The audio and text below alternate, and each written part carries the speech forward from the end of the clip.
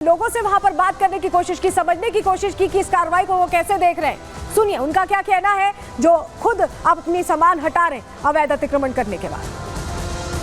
भैया हम कहा बताइए, जब सब्जी की जौन मर्जी करत है हमार कौन जो रख दिया है, कुछ कही बे कुछ हमार सबकी सुनी ना जाते तो का कही। अब सबको गिरात रहता, हमो गिरा लिए, इनकी पता नहीं अब नुकसान के अभी 1 महीना पहले नई टीन छवा है ना, तो गरीब आदमी किराए पर घर है, हमार मकान नहीं। देखा सुबह उठे तब देखा कि नोटिस हमने घर पर भी लगी है और हम लोगों से कोई भी बवाल नहीं जानते हैं। जब उन लोग दंगा हुआ तो हम लोग सब घर में दरवाज़ा बंद करके बच्चे को लेके बैठ गए कि हमारा 2 घर का हिंदू का है, अगर जो हमने पर हमला हो जाए तो जान न पाए। बच्चे हमारे छोटे छोटे हैं तो हम जानते भी नहीं है कैसे हुआ है। तो जिस तरह से इलाके में दंगा भड़काया गया, उसके बाद कार्रवाई हर स्तर पर हुई, चाहे अपराधियों को पकड़ने की बात हो, चाहे जिस तरह से अतिक्रमण करके उस रास्ते को जाने के लिए दुश्वार बना दिया गया वो बात हो। और ये जो बयान था अभी हिंदू और मुस्लिम परिवारों को, ये विपक्ष को भी सुनना चाहिए, क्योंकि वो कहते हैं कि सिर्फ एक विशेष समुदाय पर कार्रवाई हुई। किस तरह से ओवरऑल एक्शन लिया गया, रिपोर्ट आपके सामने रख रहे हैं।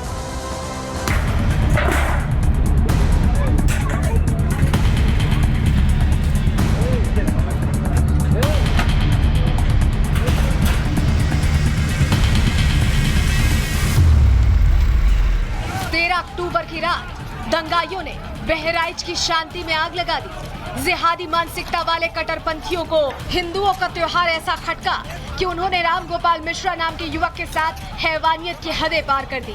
कट्टरपंथियों ने राम गोपाल के नाखून उखाड़ डाले, उसे मार मार कर अधमरा कर दिया।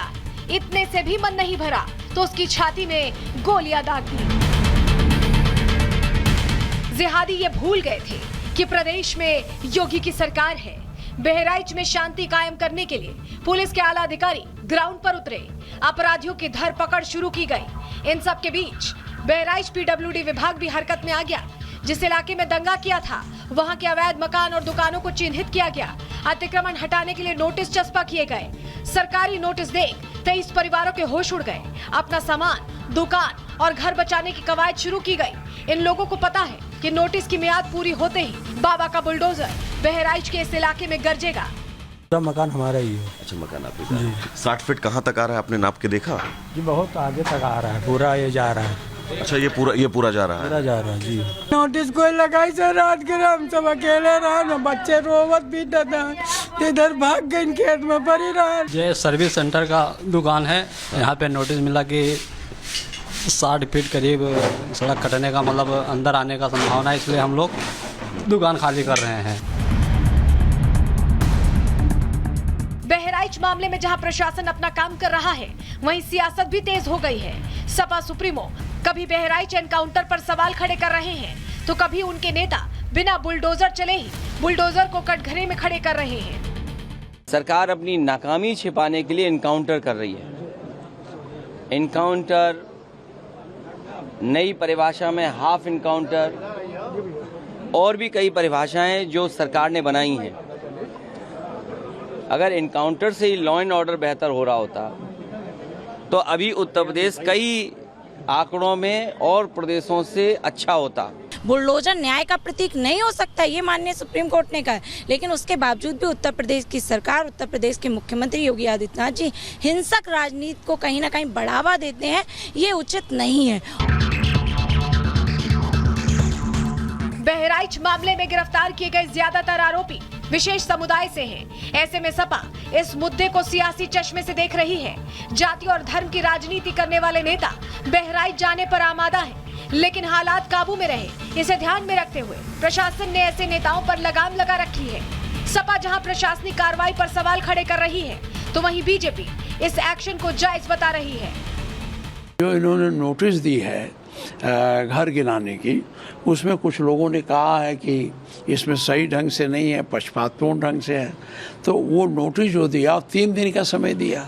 3 दिन में जब गांव में सब कोई है ही नहीं है, सब घर छोड़ के भगे हुए हैं, तो 3 दिन में इनको कौन जवाब देगा? इसको पर्याप्त समय देना चाहिए। दंगाइयों की कुटाई, बलवाइयों की ठुकाई ही जो है वो समाज के सौहार्द और सुरक्षा की भलाई है। और जो ये सियासी सूरमा है, आज तक जिस तरह से दंगाइयों का संरक्षण करते रहे उनको जो है वो प्रमोशन देते रहे, प्रोटेक्शन करते रहे, आज वो सवाल खड़ा कर रहे हैं। फिलहाल बहराइच में हालात नियंत्रण में हैं। सीएम योगी खुद पूरे मामले पर नजर बनाए हुए हैं। लखनऊ में अधिकारियों के साथ बैठक के बाद जरूरी निर्देश दे दिए गए हैं। अब देखना ये होगा कि आज पीडब्ल्यूडी के नोटिस का समय खत्म होने के बाद क्या बहराइच में बुलडोजर एक्शन होता है या नहीं। Bureau report, Republic Bharat.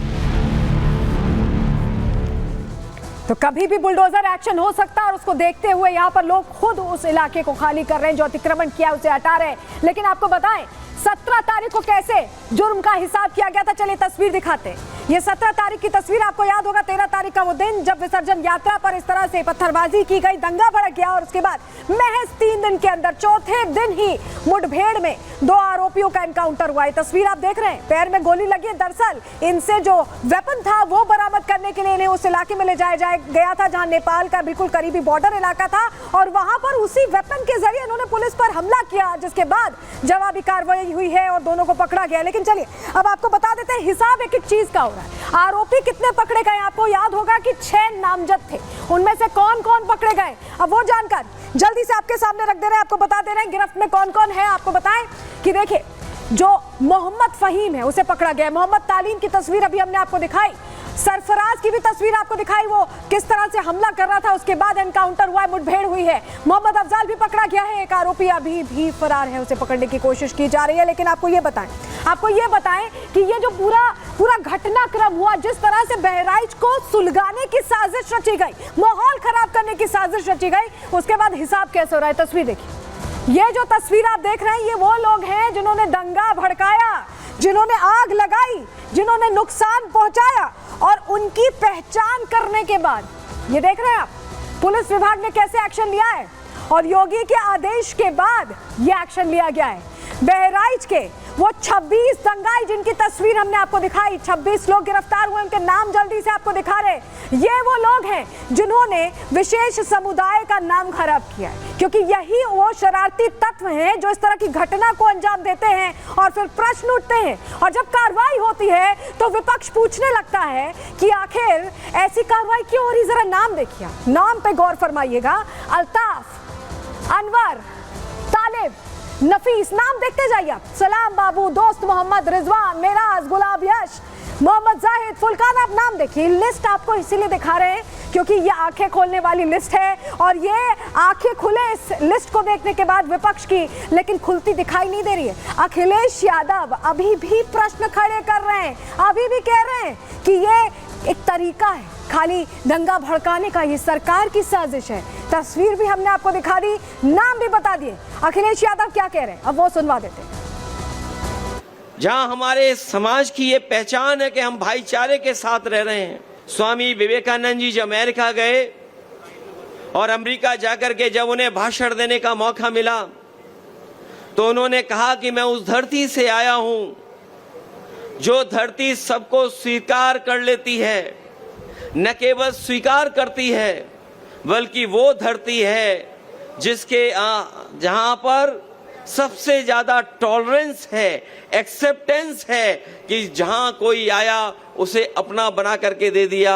लेकिन आज जब हम माहौल देखते हैं तो भारतीय जनता पार्टी के लोग हमारे और आपके बीच में नफरत फैलाने का काम करते हैं।